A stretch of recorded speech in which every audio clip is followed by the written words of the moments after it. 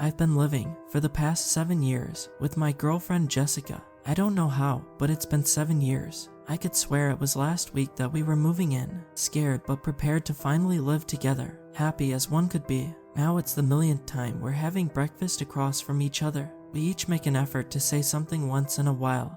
In between all the media scrolling, we like to pretend we are interested in what the other has to say. I don't know what I hated most, the silence, or the obligation of having to say anything. You need to fix the hole in the wall. It's getting bigger, and there is a huge black spider living inside. What hole? What spider? Are you serious? What hole?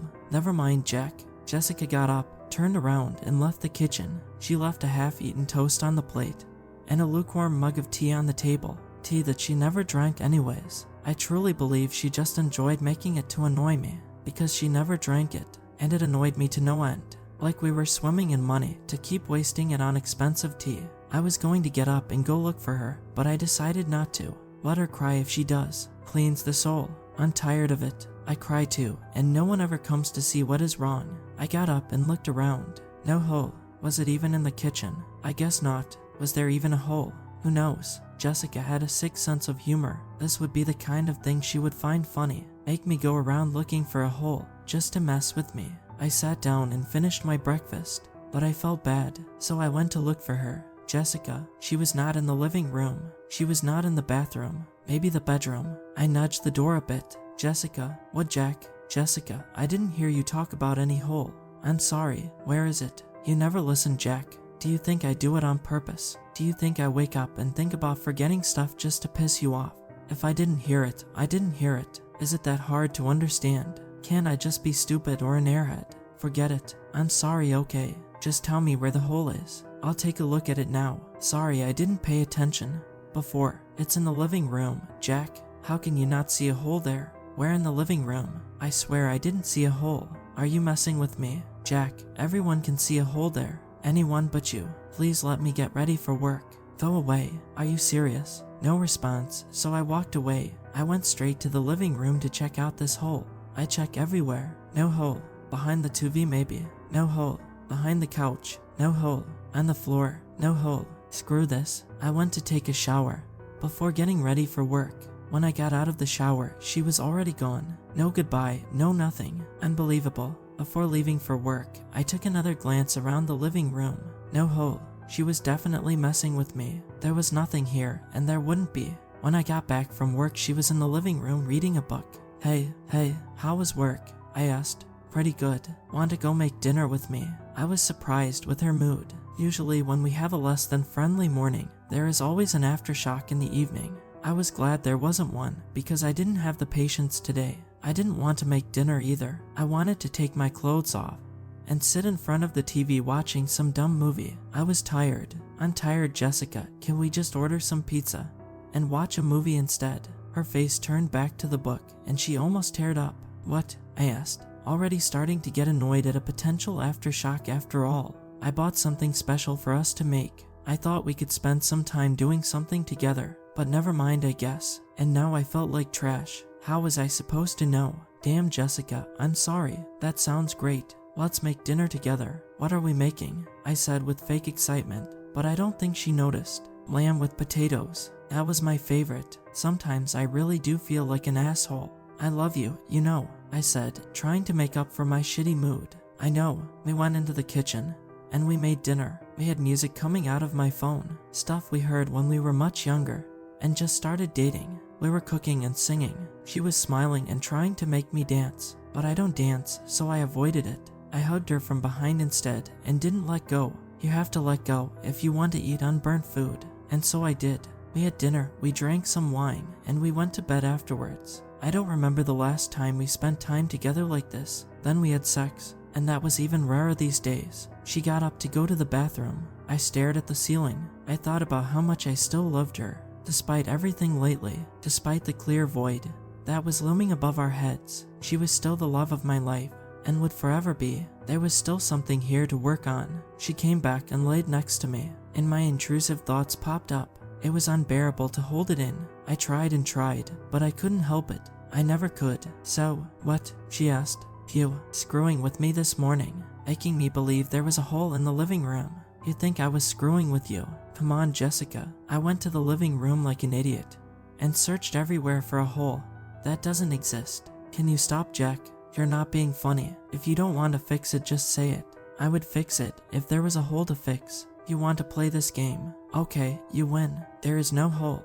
I don't know why I even try. Come on, don't do this. Okay, I believe you. Just show me where it is then. Good night, Jack. Jessica rolled to her side of the bed and said no more. I picked up my phone, my cigarettes, and went outside to the balcony. I couldn't sleep anyways. I was scrolling through pointless social media, trying to forget the perfect night I had just ruined, when I got a text from my brother. Yo, how are things going, man?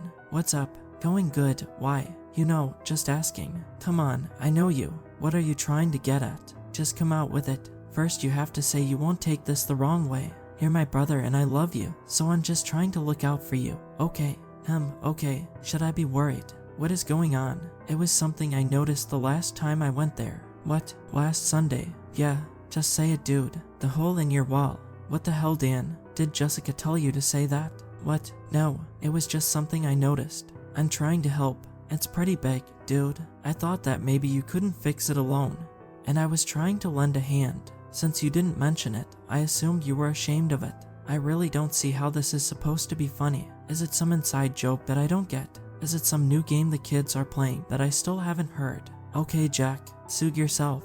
But just so you know, the longer you take to fix it, the bigger it's gonna get, pal. Are you done? Whatever, dude. See you around. Bye. Now I knew they were messing with me. Pretty big hole. There is no hole. That's what they want. They got you talking about the hole. They're already winning. I guess that's the game. I put out the cigarette in the ashtray and went inside. Jessica was already sleeping. I decided to go watch some TV to see if I could get my eyes to tire. I sat on the couch and there it was, in the wall to the left of the couch. I got up to make sure. It was so small, but it really looked like there was a hole after all. This cannot be it. A huge hole. This is the talk of the town. My finger wouldn't even fit inside. If this was it, then I still don't get the joke. I'll fix it tomorrow. But looking at it now, it was perfectly made. Like a tube. No flaws around it. Completely smooth.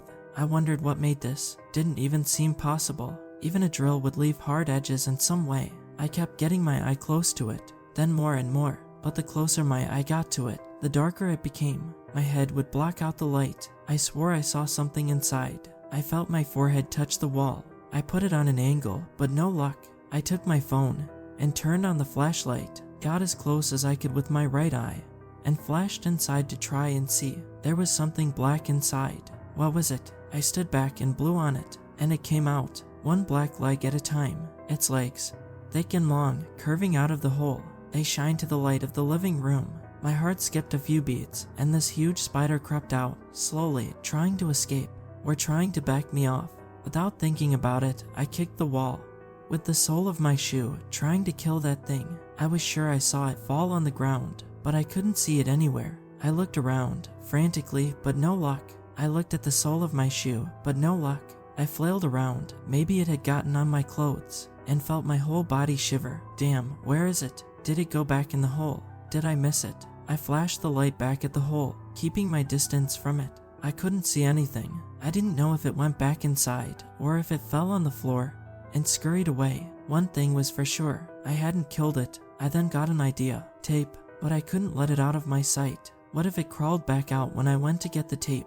I had to risk it. I ran to the kitchen closet and got out the tape and ran back into the living room. I taped the hole shut once and twice, and then again just to be sure. If it was inside, there is no way it's coming back out. But what if it wasn't? If I couldn't sleep before, it would be impossible now. I couldn't let go of the thought of both the hole and the black creepy crawly. I moved the couch and went into the kitchen to get a chair. I brought it to the living room, setting it right in front of that hole. I sat and stared straight at it. I wanted to see if the tape moved. If that evil spawn was inside, maybe it would try to touch the tape.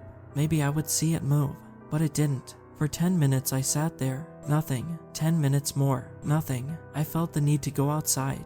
I looked around again, hoping to find some black thing hiding somewhere else. Found nothing. Yet again, I lit a cigarette outside and tried to put my mind off it, but I couldn't let the thought of it go. It was unbearable not to think about it. I tried watching videos, but they all seemed to mention holes and spiders. I threw the unsmoked cigarette. I paced back to the chair and sat down. What the hell? The hole had gotten bigger. How? Impossible. But the tape was barely covering the hole now. I could see very small gaps at the edge of the tape. Don't be stupid, Jack. It's obvious that the spider clawed at the tape, trying to get out. But no, the tape was in perfect condition, only smaller. Either the hole got bigger or the tape shrank. The latter made much more sense. I had to get more tape. I took it from the little table next to me, where I had put the roll before. I took strip after strip. I had the taste of glue on my lips and teeth. The hole was sealed now. Screw me, it really was bigger. I could feel it in the middle part of the tape. When I ran my finger on top of it, it was definitely bigger. I would say it was now as wide as 2 fingers. Maybe more. Screw me, what is this? I couldn't find a reasonable answer for whatever this was. I was late, and I was tired, but I still sat there, watching, staring. Once in a while, I had to touch it. I had to run my finger over the tape. I had to see if it was getting bigger, and it was. Little by little, but it was. What are you doing, Jack? It was Jessica. Somehow it was already morning. It had come out of nowhere. Jessica, I can see it now. I can see the hole. Have you been up all night? I couldn't sleep. I tried to fix it, but it keeps getting bigger. You can't fix it by staring at it, Jack. I know that. I put some tape over it, but it isn't working. I need you to stay here, so I can go to the store and get the right stuff to fix it. I have to go to work, Jack. So do you. We can talk about this later. Are you serious, Jessica? You have been complaining about this hole since yesterday morning. I saw it, and I stayed up all night trying to find a solution. And now you say we can do this later. Are you serious? I'm not going to try and fix a hole now, Jack. You had plenty of opportunities before. It can wait until we get back. I'm going to get ready for work, and so should you. She went into the bathroom, and I heard her turn on the shower. Screw her, and I continued staring at it, trying to come up with a solution. An hour had passed, just like that. Are you not going to work? She asked. I called in sick. Are you really not going to help me? I'll see you later, Jack. And she left. I got up and ran to the door. I opened it in one hard swing. Jessica, she didn't look back. Fine, I'll do it myself. And I slammed the door as hard as I could to make a point. And I got back to the chair and stared. Then I picked up my phone and called her. I got no answer, so I called again. Nothing. I wanted to apologize, but she didn't pick up. So I called again, with each call getting angrier and angrier. She wouldn't answer, so I sent her a voice message. Can you pick up the damn phone? I'm trying to apologize. This is what I get for trying to fix something. So I didn't see it before. Hell, I see it now. Do you have to be a bitch about it? At least I'm trying. What are you doing? And I hung up. Hours passed, and I still stared at the hole, getting bigger and bigger. I was running out of tape. The floor was filled with cigarette butts. I couldn't even bother going outside to smoke. I ran out of smokes. I ran out of tape. The hole kept getting bigger, slowly but surely. It was nighttime now. No Jessica. She was supposed to be home hours ago. Where was she? So I called again. Nothing. And I called again. Nothing. I threw the phone on the table. Damn hole. I yelled, straight into the mesh of tape. Then my phone beeped. A message. It was from her. I'm not coming home tonight. I need to stay away for a few days. I'm staying at a friend's place. Please stop calling me every second. I can't be in that apartment anymore. I'm afraid to get back in there with you. Please, Jack, stop. So I texted back. Are you for real? I'm just trying to fix something you asked for. I don't know if it can be fixed anymore. Bye, Jack.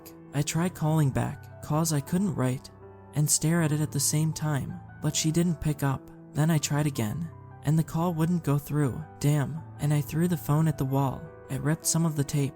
I was so sick of this hole, so I got up and started to rip every last bit of tape from the wall. Come on. The tape was gone. The hole doubled in size, and I stood in front of it, defying it, waiting for something to come out. But there was nothing inside, just a void, an empty, endless void. It was growing and consuming the wall, then all around me, and I could see nothing. I felt faint, and I collapsed. I remember waking up to the sound of my brother's voice. Jack, are you okay? Jack, wake up. Apparently, people from work had been trying to call me for a whole day and got no response. They called my brother, who was my emergency contact, and he came to see if everything was alright. It wasn't. Dude, what the hell, Jack? What is wrong? Are you okay? I wasn't. Jessica never came back.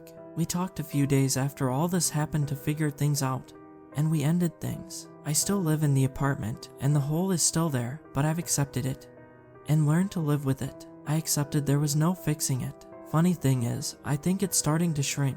The less I think about it, the more it shrinks. It will take time, but in time, it'll be gone. Slowly, but surely.